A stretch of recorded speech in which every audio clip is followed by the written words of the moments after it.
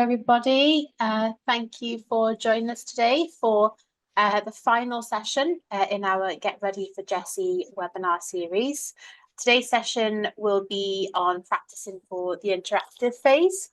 So this webinar is designed for teachers and school staff who will be running the GESE exam in the near future, and we benefit for some practical tips and ideas on preparing their students for the interactive phase of the GESE exam. So during this, we'll give you some guidance on what examiners are looking for, and you'll also be provided with some useful classroom activities to successfully prepare your learners for this part of the exam. So today we are joined by our presenter, Gina Paletti-Santos. Gina is a highly accomplished ESOL professional with a range of experience across all educational settings, including management, assessment, teacher training, as well as teaching both online and face-to-face. Gina has previously been a very active member of the International ESOL panel and has also been involved in the design and development of materials for examiner recruitment and examiner training events. Just a little bit of housekeeping before I pass you over to Gina. We will be recording this webinar, so you'll be able to access these recordings or send them out to you for this session, as well as the previous two that we've done this week via email. So look out for that. If you've missed any of the previous sessions, or maybe you want to revisit any of the points that we discussed, you'll be able to do so. And then at the end, there'll be time for a Q&A at the end of the presentation. So at the bottom of your screen, you'll see a little Q&A box. So feel free to put any questions you may have in there, and we'll get through as many as we can at the end. So yeah, without further ado, I'll pass you over to Gina. So thank you very much. Hi, can I just ask before I start, I can't see anybody's pictures. Is it all cameras off? Yeah, it'll just be us two with the cameras. Oh, it's just us two. Okay, thank you. Okay, hi everybody. My name's Gina, as was mentioned. Welcome to our session today for practicing the interactive phase. So I'll give you a quick outline of the session. So I'm just going to share my screen.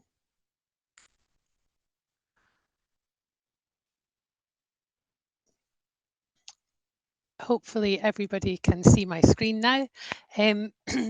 So the outline of the session is first there will be a brief overview of a brief introduction to Trinity, then an overview of the different GESE tasks. We'll be looking in depth at the interactive phase and discussing some different preparation ideas that you can take away and practice with your students in the classroom. Very practical based activities actually. I'll be going through some of the different resources that Trinity have available on the website for you and showing you how and where to find them. We'll talk about a little bit about the other support that's available, and then there'll be time for questions as mentioned. So to move on to a brief introduction of Trinity, I'm not sure how involved with Trinity you've been, if you've had experience with Trinity before, but we've been established since 1877. So that's a very, very long time of delivering assessments around the world. We're a leading international exam board, publish materials, and we're also an independent charity, education charity. You can see from the slide that we have around 850,000 candidates across the world in 60 different countries. The qualifications are very, very popular, probably because they are recognised widely by governments, industry bodies and universities around the world. And the qualifications that we offer, particularly in terms of English language, offer small steps. So there's a level to suit everybody. They're specifically designed to help people progress in the language as they go through their learning. And we'll talk a little bit more about that in a moment. The other qualifications that Trinity offers in terms of assessment of music, drama, We've got Arts Awards, English Language, which is obviously the one that I'm most familiar with, and the one that we'll be talking about here today. You can see in English Language, we've got ESOL Skills for Life, that's for people living in the UK. We've got GESE exams, which are the typical ones taken abroad or when students come here to study in the summer. We've got ISE, which is useful for students who are looking to go on to university. And we've got Trinity Stars for our budding young performers. We also have teacher training assessments, including Cert TESOL, Cert PT, DIP TESOL, and young learners. And then we've got the tests that are the recognised tests for visas in the UK as well. So that's the secure English language tests that are suitable for different kinds of visas, different levels of exams. But the ones that we are focusing on today are GESE. So graded exams in spoken English. So you can see on this slide, we've got the GESE exams, the ones that we're talking about along the bottom. And then on the top here, we've got the ISE exams, Integrated Skills in English exams. And you can see that all of the GESE exams are mapped to the Common European Framework of Reference. This one here, GESE Grade 1, that's the short 5-minute exam where students talk about parts of the body, classroom objects, very, very basic. Is not a recognised qualification, but it's a great starting block for, particularly for young learners when they start out on their journey for learning English. You can see that the grades are divided into different levels. So we've got beginner, intermediate and advanced. We should have elementary in here as well, actually. Grade 3 and 4 are elementary. And these are also matched to integrated skills exams, which again are mapped to the Common European Framework of Reference. Grade 7 is where we'll be focusing our thoughts on today for the remainder of the presentation after this initial introduction. So, as I said, we start at beginner and we go all the way to C2.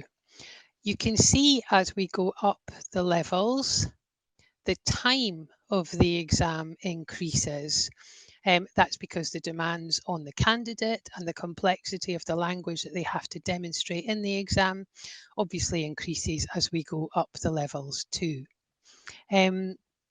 So at the initial stage, the short 5 to 7 minutes exam, it goes up.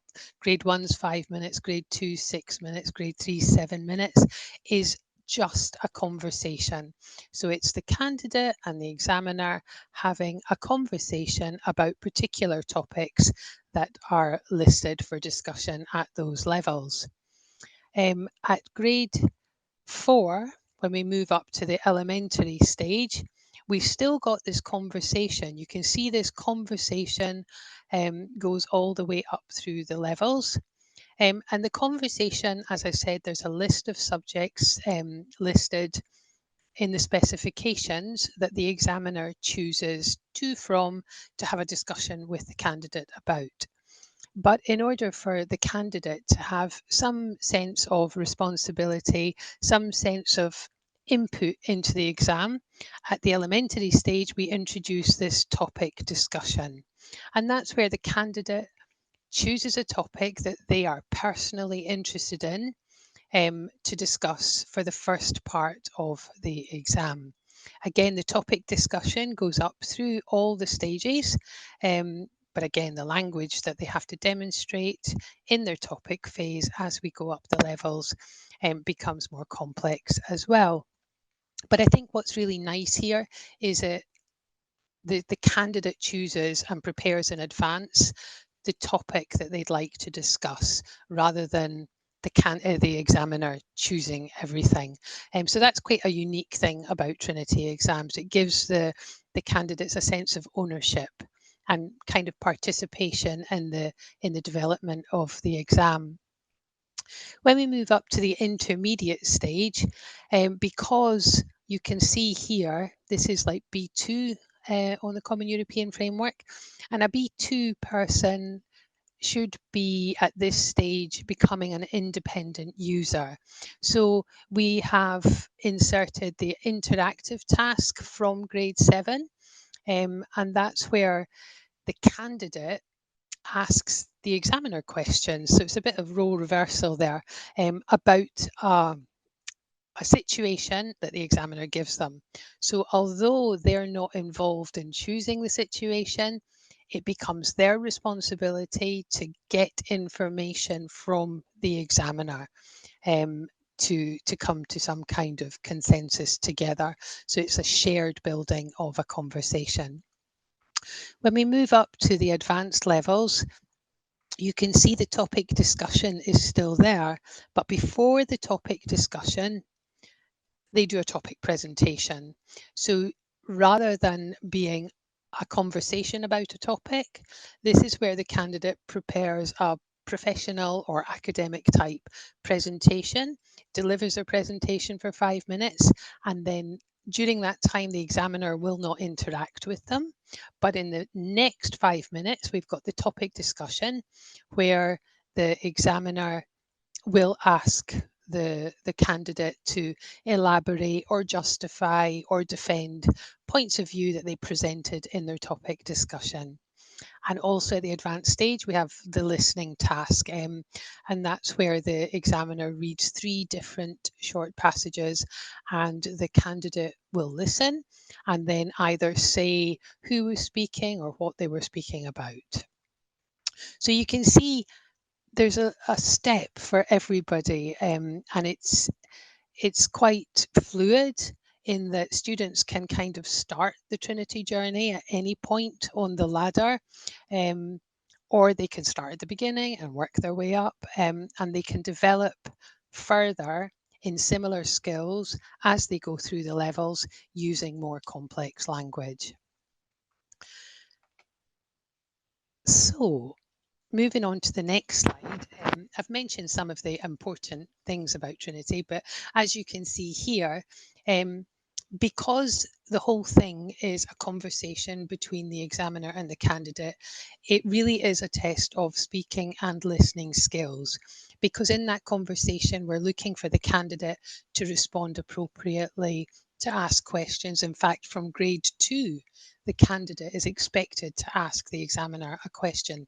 It's a requirement, which really turns the tables on those traditional exams where students are interviewed. That's not the ethos of Trinity at all. We've got here that they're mapped to the CAFR, as I said, so there's a level suitable for every learner on their journey. They're personalised because of that topic phase where the candidates choose their own topic to discuss, and so very learner-centred.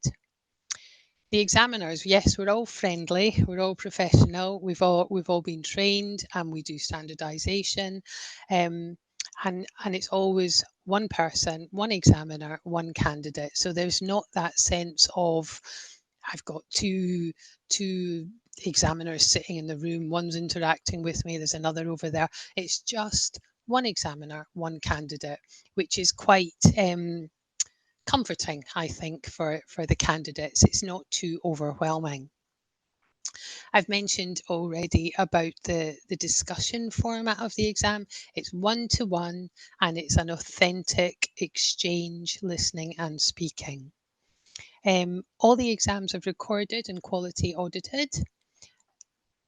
And here we've got that they're easily mapped to general English language curricula and coursework. So I don't know, as I said, how experienced you are with Trinity, but if you have a look at the specifications, you can see that the kind of topics that come up in the subject area for conversation, you can find them in any any course book.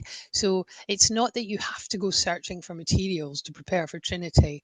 The topics, the conversation areas, the language for the different levels is all very typical and expected, and will therefore fit with any course book that you might be using or having to use. And at the end of the exam, Once all the results have been processed, your candidates will receive their Trinity certificates, and these can be very useful in terms of applying for visas or university entrance, or just as something to be proud of on their English learning journey.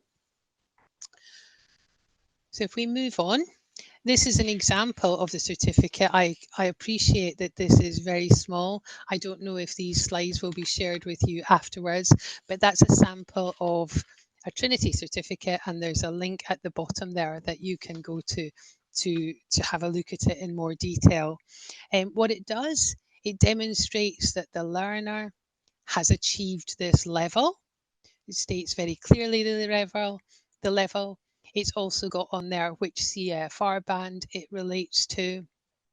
Um, Reliable evidence of English language speaking skills for institutions. So these can be used when applying to university and individuals, and also for jobs in some areas. Um, as I said, it's a real sense of personal achievement. Passing anything, I think, gives you a sense of personal achievement, but certainly something in a foreign language, and you've got an official document to back that up, is a welcome thing. The certificates are now digital for ease of access, but they can be purchased in paper form if your candidates want that. I know that in some cultures that's really quite important for people to have that piece of paper in a frame on the wall. So, how are students assessed? We've got two different possibilities. You can either take the exam face to face, or we also have a digital delivery method as well. The important thing here is to understand that both exams are exactly the same. The only difference is that one's on a screen and one's in person. Um, so face to face, they will be delivered in your centre or your school. Online, it will still be in your centre or your school, but the examiner won't be there. They'll be on a computer screen from their home. It's exactly the same content. So if you remember the different phases of the exam at the different stages, exactly the same. Same subject areas, same topic, same interactive tasks, just delivered on a different platform, if you like. And the results are exactly the same, and the certification is exactly the same. So in fact, if you show me your certificate, I wouldn't know if you did it face to face or online. So that's the kind of logistics of the exam procedure. Here we've got Trinity GESE qualifications help people with English speaking and listening skills that they need for life in the 21st century. A lot of the preparation for the exam, so preparing your topic, developing your ideas around the conversation areas, they help, they utilize 21st century skills. And so while preparing for the exam, you're developing these important skills as well.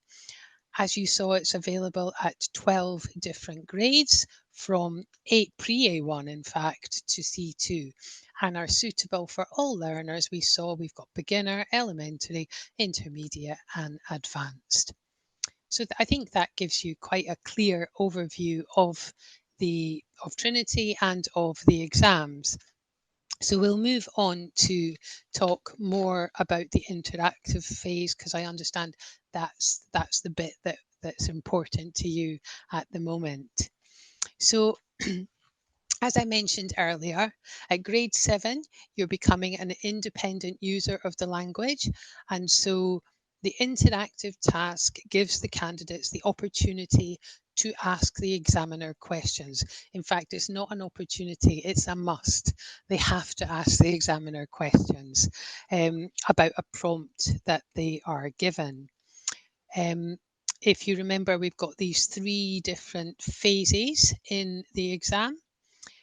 We've got the conversation phase, which comes at the end of the exam. And that's where, from the list of subject areas that's listed, the examiner will choose 2 of those areas and spend 2.5 minutes discussing each one with the candidate. That's the examiner's choice. And as I said, the subject areas for conversation are all very topical, normal subjects that you would expect students to be discussing in a foreign language at that stage. Obviously, when we start, I mentioned at grade 1, they might be talking about parts of the body or classroom objects. Grade 2, family, friends, rooms in the house. So as we go up the levels, the kinds of subjects that candidates are expected to discuss become more abstract, more difficult to talk about, I suppose, but perhaps easier to talk about using the language that they have to use at that level. So the second part we've got here is the topic task, and that's where I said personalised. The candidate chooses what they want to talk about, prepares it in advance. So not preparing a script, but preparing ideas, points that they want to talk about with the examiner about their chosen topic. And remember, at every stage of the exam, the candidates have to ask the examiner a question. Most importantly, in the interactive task. So the examiner will say, okay, so for the next part, I'll tell you something. Then you have to ask me questions to find out more information and make comments. And then the examiner reads out the task. And the candidate has to respond to that with a question. That's where they start to take responsibility for maintaining the conversation. Now, the interactive task should go on for about 4 minutes. So if the candidate doesn't ask a question, what's going to happen? That's just going to fall flat on its face, because it's the candidate's responsibility to keep the conversation going. And if they just reply with a comment, not a question, the examiner is not going to say anything. It needs to be collaborative and it needs to be built together. But in order for that to happen, the candidate has to ask questions. So, the interactive task. I've told you what the examiner says before they say the prompt, but let's imagine the examiner said all that stuff about, okay, now I'm going to tell you something and you have to ask me questions. And then the examiner says, my friend has a special occasion coming up and I want to do something to celebrate. Now, can I just ask everybody to pop into the chat box how they would respond to that? How would you respond to this prompt? If you were the candidate, I'm the examiner, can you write in the chat box what you might answer, what you might respond to this prompt?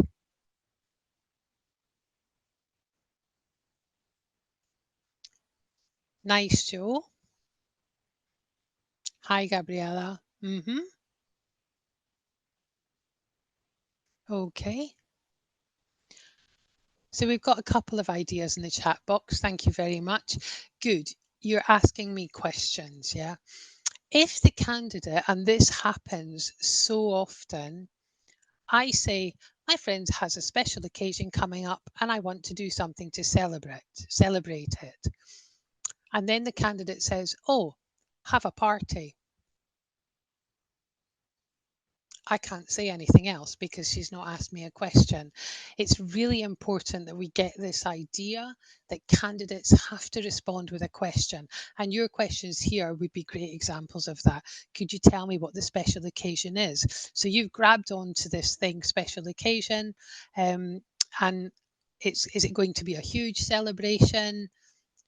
That's the kind of thing we're looking for. An example would be, okay, and what's the special occasion? So well done. You're doing well there. How might you respond to, okay, and what's the special occasion? Any ideas in the chat? Okay, and what's the special occasion? So the examiner might say, well, after studying for many years, she's going to become a doctor. One possibility. Somebody has suggested it's her birthday, which is great. Now, that's two different possibilities. Before the examiner goes in to do the exam with the candidate, the examiner's got all their prompts ready with different backstories.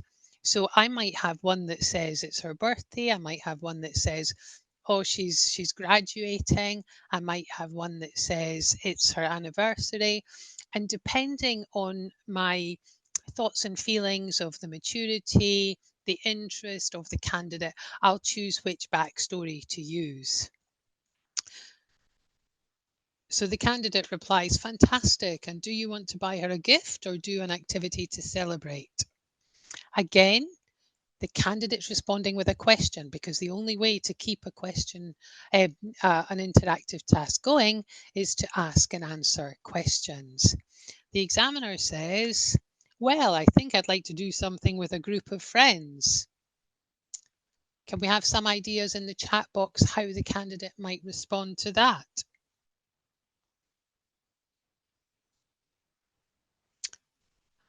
Okay, what type of activities does your friend like?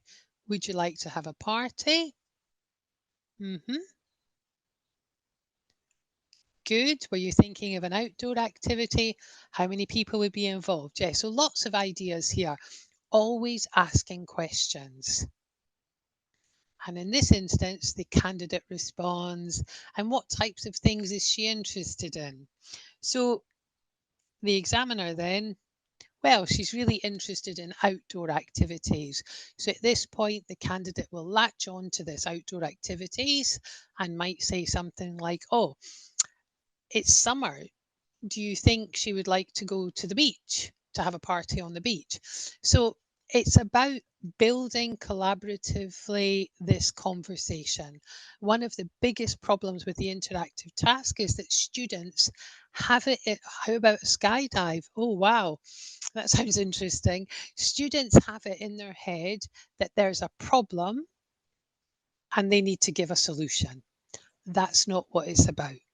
It's a situation to be discussed together, to come to some kind of conclusion or agreement together. That's what's important, not immediately jumping in back here and saying, oh, have a party, or I think you should do this, or I think you should do that.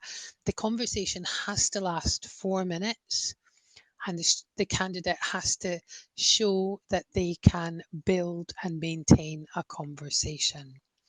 Um, So I suppose we could say it's a bit like a game of tennis. Grade 7, I've already said that speakers should have the linguistic skills of an independent user. That's why the interactive phase is introduced at this B2 level. They need to be able to show that they can control and maintain a conversation by asking questions, adding comments. So one way of getting students to see this is to get them to view it as a game of tennis. Question, answer, question, answer, question, answer, but the questions are coming from them.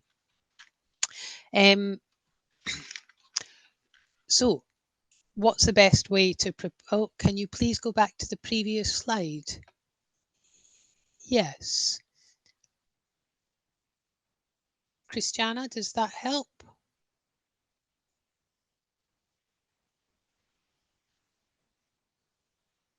So you can see that in point 8 there, the candidate is responding with a suggestion, but at the same time asking a question. So really showing that they're trying to build this thing together. I wanted to take a picture because it's very useful. I'm glad you find it useful. That's the whole idea of this session today, is that we give you some useful tips and ideas. So, conversation tennis. On the Trinity website, there are lots of resources available for you. One of the best ways to prepare candidates for the interactive task is to show them videos of real exams with real examiners. You can use these exam videos in class with your students, and for each of the videos, there's also a rationale for the grade that the candidate is given. The other thing you can find on the website, and I will show you the website towards the end of the presentation, you can also find a whole host of activities that can be downloaded and done with your students. The other thing that's there is a scheme of work with lesson plans, worksheets, photocopiable activities, all to help you prepare your candidates for the exams. But if we're thinking about the interactive phase in particular, it's a good idea to show the candidates the list of language that they need to demonstrate at that level. So for example, here we've got ask for further information, develop ideas and opinions, give advice. Give them the list of language that they need to show for their level. It's in the specifications. Let them watch the video and get them to tick the language that they hear being used by the candidate in the interactive task. And then you can get them to peer check, discuss together, discuss as a class. So, what examples of language did you hear when they were asking for further information? What examples did you hear when they were giving advice? So, we've got the scheme of work, we've got all the materials, the worksheets, we've got the videos and rationales, and all of that is accessible on the website, which I said I'll show you after. So, using videos is the best way to prepare candidates, in my view, for what it will be like, what is going to happen in the exam room. Um, Another thing that is a really useful activity to do, when I asked you to put some questions into the chat, how would you respond to the first prompt? Many of you said something like, what kind of special occasion is it? Could you tell me what the special occasion is? So this is about grasping, catching the key words that they need to understand in order to take the prompt forward. So if we look at this one, about 6 months ago, some new neighbours moved in next door to us. They're very friendly, but we've had a few problems and I'm not sure what to do. Divide students into pairs or small groups, tell them to listen to the prompts and write down the key words. What are the important words that they hear? So hopefully they would have written down 6 months ago, new neighbours, friendly, problems, and then get them to look at the language specifications for the level and create some questions or comments that are relevant to those key words to help them develop the skill of devising questions to elicit more information from the examiner. So that's developing their listening skills, picking out keywords as well. So that's another really useful activity you can do. We've got some example prompts here. So grade 7, I used to cycle to work, but now I'm planning to buy a car. I'm not sure whether I'm making the right decision. Very quickly, can we just have a couple of ideas in the chat? How should the candidate respond?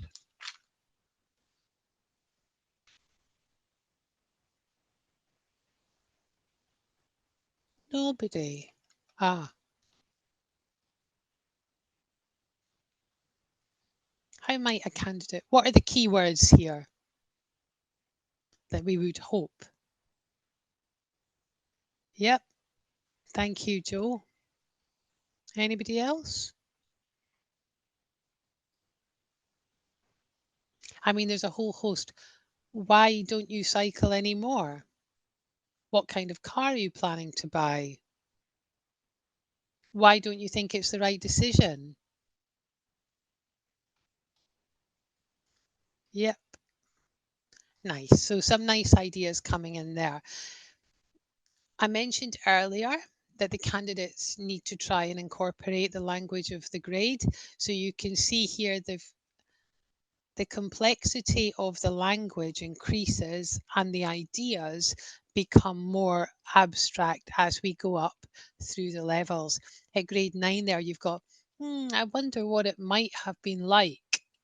At grade 11 we've got, I believe this is wrong and something should be done about it. So highlight the keywords. Think about how you can incorporate the language of the grade into your responses, your questions to the examiner. And as I said, that's kind of more difficult as we go up through the levels. The examiner has a whole bank of these prompts, and they might have 15, 20, perhaps more for each level, for grade 7, for grade 8, for grade 9, and they will choose the prompt most appropriate for the candidate in front of them at that moment.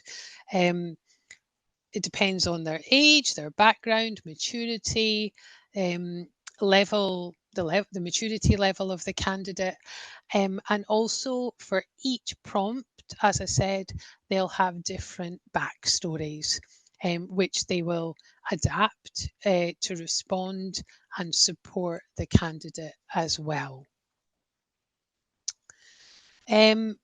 Another practice activity that's from the website as well, you might have two groups of students in your class. So you divide them into two groups, Group A and Group B. Group A are going to be the examiners and Group B are going to be the candidates. So you would give Group A a worksheet and you would give them a prompt and you would get them to work together to develop a couple of backstories for that prompt. Group B, you would give them the prompt and you would ask them to work together, looking at the list of language skills that they need to demonstrate, to come up with questions that they could ask the examiner in response to the prompt. So different phrases and questions. I personally would also have a group C at some point, and then I would get A to be the examiner, B to be the candidate, and C just to listen and tick a checklist of the different examples of the language of the grade that they heard the candidate use so that they can see what they need to work on going forward. All these activities are available in the scheme of work as well as the examples of language that need to be demonstrated. So here are the functions. These are just ideas of what exponents should be used to demonstrate these functions. And these are available on the website as well. Does anybody have any questions at this point about those different activities?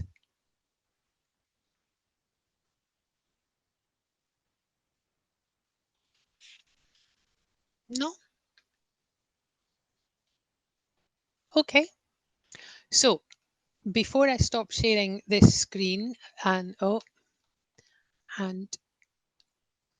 thank you, Gabriella. Before I stop sharing this screen and share a different screen with you, I'll just go through the teacher support information.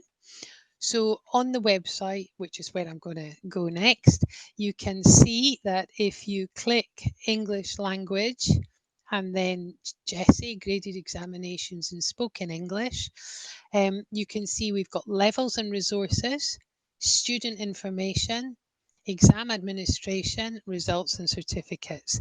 The one that's really important for us as teachers is levels and resources, and then they're further divided into the different stages, and you'll find all these things, full specifications, teachers' guides, activities, videos, all the things that I've mentioned, scheme of work, links to published resources.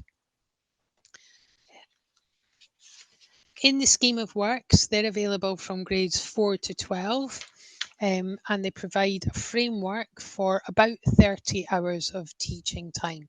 So whether that's an intensive course preparation for Trinity or whether that's embedded into your normal curriculum, doesn't matter. There's a lot of material there to support your learners who are going to be going through the exam. The lesson plans are very thorough. They include details of aims, assumptions, procedure for teaching, and timetabling for each GESE grade. And there's a whole range of different activities to support the teaching for each of the grades. There's also things like these live webinars, and we've also got webinar recordings, and I mentioned the exam videos. I think the exam videos are an invaluable resource to be shared with the candidates. There's nothing secret about them. It will help them know exactly what to expect when they go into the exam room or when they embark on their online exam. Just a small note here that GESE, like language, is always evolving, and from January 2026, the traditional GESE will be split into GESE for school, GESE for work, and GESE for everyday communication and visa purposes. This will enable candidates to choose the right one for them that best reflects their goals and their needs going forward. I've been talking about language of the grade, and grammatical structures, so language of the grade, are now suggested forms rather than required items. What the focus is on now is from January, is using the functions of the grade rather than specific language points.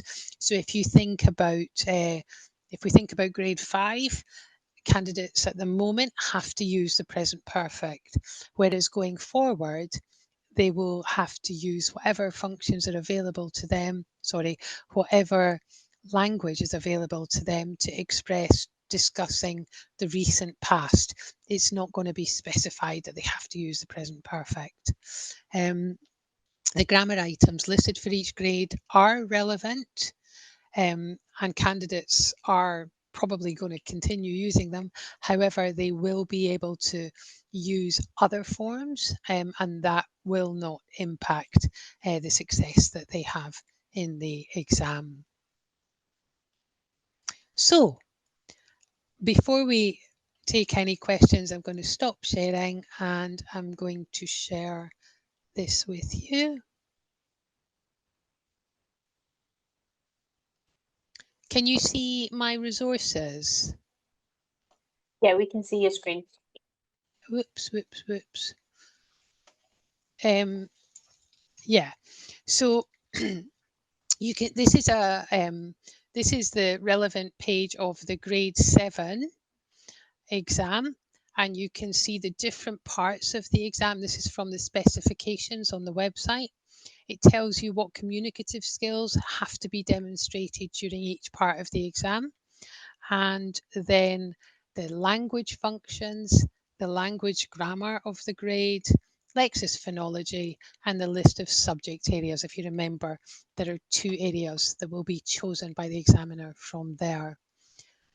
Here we've got an example of the scheme of work that I mentioned. So you can see here it's split into days over several weeks, and you can see what the material is, what the aims are. So going down, it obviously starts with the topic, and then further down, preparing the interactive phase, and you'll find material to support you there.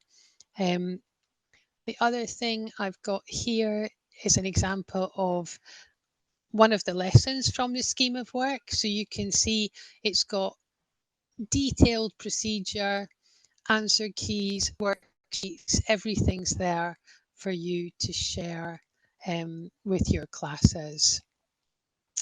So I think that's me. Right, that's great. Thank you, Gina. Thank you for going through that with us. Hope you all find it really useful. So we do have time now for a Q&A. I can't see any questions posted in the Q&A box yet, but if you guys have any, please feel free to put them in now, and we'll go through as many as we can. There is a question in there in the chat box about material for the 2026 exams. Oh, right. Okay. Yeah, we will be sending updates on that in due course. So any updates on materials, you'll be notified on. But we will be able to, if you can send us an email at uklanguage@trinitycollege.com, and we'll be able to get back to you. But we will be sending you out a lot of information anyway in the coming months on the updates for that. And Alejandra's asking about the material. I imagine it's the scheme of work and stuff that I was showing. Shall I just share the link in the chat box, or do you send it out? Yeah. If you can share the link in the chat box, that would be great. And then when we send out the recordings for this, I'll include that in there as well, just in case anybody's missed it, or if they're watching this on the recording, they won't have access to the chat box. So I'll send that out. Thanks, Gina. Okay, we have another question coming in. So Angela's asked, once they've taken the GESE exam, is it possible to take the reading and writing module of the ISE in order to complete all 4 skills? Sorry, do you want me to answer that? Yes, please, if you could. Yeah, the exams are different. The format of the exams are different for the ISE, speaking and listening, and the GESE, so unlikely. The 2 modules can be done separately, but they are 2 different exams. Because if you think about it, ISE 1 covers more than one GESE level. Yeah, thank you. Will this presentation also be included in the email? Yes, we can send out the slides. Gina, if you're happy to do that, to send that over to me, we can include that, absolutely. Mm-hmm. I think we had another question about the scheme of work. So Cara's asked, schemes of work, are they only available from level 4? At the moment, yes. Great, thank you. At the moment, yes. I'm sorry. Do we have any other questions? If you don't have anything now, but if you do have any questions for us later on, which process the presentation, please feel free to get in touch. Again, that's uklanguage@trinitycollege.com. I'll also put that in the chat box for you guys here. So please feel free to get in touch if you have any questions, and we're happy to assist you there. But if there is nothing else, no other questions, I think we'll wrap that up here. But thank you again. Thank you, Gina, for the presentation. Thank you, everybody, for joining us. Appreciate it. And we will send out recordings of all 3 of the sessions we've done this week, so you can catch up or revisit anything you want. So yeah, thank you very much, everyone. Brilliant. Thank you. Take Thank you for care. joining us. Bye-bye. Bye-bye.